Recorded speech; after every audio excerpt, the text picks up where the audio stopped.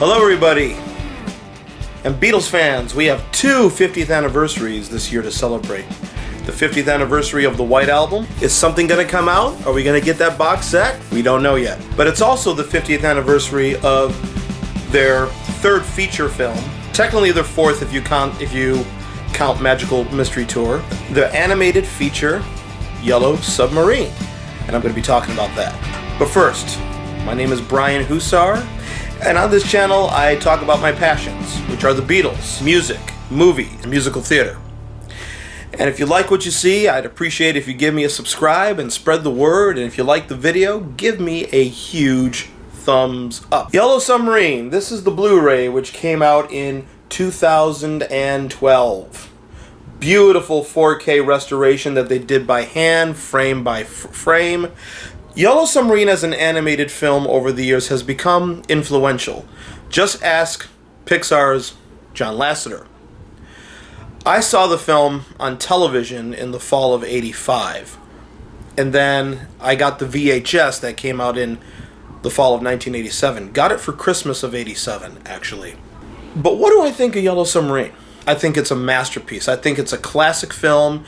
It was reported at the time that the Beatles were going to do their own voices, but voice actors did perform the voices of the Beatles.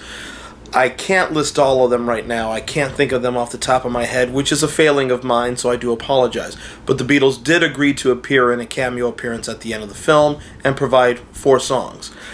They had no interest in doing another film again. After Help, they were supposed to do A Talent for Loving, based on the Richard Condon novel, and that never happened. They decided they didn't want to do it, they didn't like the script. Producer Walter Shenson eventually made the movie with other actors. And then they did Magical Mystery Tour, but King Features Productions, Al Brodocks, they produced the Beatles Saturday morning cartoon that aired from 65 through 66, I believe. And they wanted to do an animated feature, and Brian Epstein said, okay, sure. The Beatles were like, ugh. They were not enthusiastic about the cartoon series to begin with. They agreed to provide 4 new songs, and they allowed them to use whatever songs they wanted for the movie. And they came up with using Yellow Submarine, and kind of where the Beatles were at the time with psychedelia and the times of peace and love. If you haven't seen Yellow Submarine and you don't know what the film is about, let me just briefly tell you. Pepperland is under attack from the Blue Meanies, who hate music, peace, and love, and anything positive. So the mayor of Pepperland sends old Fred to Liverpool, England, in a Yellow Submarine to get the Beatles to go to Pepperland and rid Pepperland of the Blue Meanies and bring back peace, love, and happiness. Along the way, the Beatles have adventures. They go through the sea of time, the sea of monsters, the sea of holes, the sea of nowhere. And in the sea of nowhere, they meet Jeremy Hillary Boob, PhD. And at the end, peace and love win out, and the Blue Meanies learn happiness. And in fact, it's a rather moving film. But this movie is really a feast for the eyes. It is such a feast for the eyes. There's no animated film out there that quite looks like Yellow Submarine. Most animated films, especially Disney films, characters are designed in a circular style. Heinz Edelman, who was a German pop artist, he designed the characters more rectangle. And the director, George Dunning, and Heinz Edelman insisted that the film seemed like a series of shorts with different animation styles appearing in different sequences. And it is, to this day, impressive, especially when you watch this Blu-ray that came out in 2012 if you don't have it. The Eleanor Rigby sequence, which is made up of painted photographs of actual crew members around Liverpool. The Lucy in the Sky with Diamonds sequence, which is done with rotoscoped old films of musicals. There's psychedelic pop art. There's even a bit of Disney. It's just a feast for the eyes.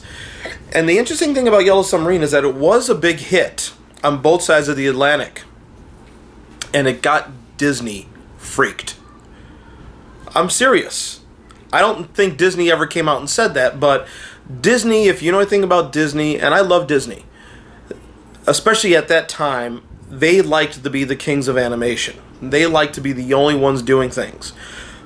The film that came out prior to Yellow Submarine was The Jungle Book. That was the last film Walt supervised and approved of before he passed. And then Yellow Submarine comes out. And what Yellow Submarine did, it crossed boundaries. It crossed generations. It was good with the parents. It was good with the kids. And it was good with the people who wanted to roll up a big fat one and, do one of those numbers. Critics compared Yellow Submarine to Disney's Fantasia. So what did Disney do? They re-released Fantasia in 1969 as a psychedelic film. Even the movie poster for Fantasia's re-release in 1969 looked like a San Francisco pop art advertisement for a bunch of bands at the Fillmore. And Fantasia did have success then with the kids, the adults, and the people who wanted to roll a fat one and go... Not that I know anything about that. I know nothing about that whatsoever. But Yellow Submarine is a classic, and I can't wait to see this on the big screen. I got my ticket for July 7th at Harkins Theaters in Phoenix. Myself and my oldest son, Harrison, who turned out to be a Beatle geek. I didn't expect that. We're going to see it. He's going to see it on the big screen for the 50th anniversary celebration. I don't think we need a 50th anniversary re-release. This Blu-ray is perfect, the best it's ever looked. I like pausing this frame by frame because each frame looks like a painting. Beautiful. So Yellow Submarine is a masterpiece. I think it's one of the best animated films. It got me into animation, and it got me to realize that there's more animation out there than Disney. Got me into names like Ralph Bakshi. Look him up. Look up Fritz the Cat and Heavy Traffic, and don't let your kids watch those. But also look up his American Pop. That's a masterpiece as well. And it let Disney know that, hey, other people are in the game too. You're not the only ones. So, 50th anniversary of Yellow Submarine. If you're not going to see it in the theater, if there's not a screening near you, grab your Blu-ray, grab some popcorn. Please leave me a comment. And if there's anything you'd like me to talk about, please feel free to let me know. And I'm going to be posting a lot more videos here. So my kids are allowing me now. And until we meet again.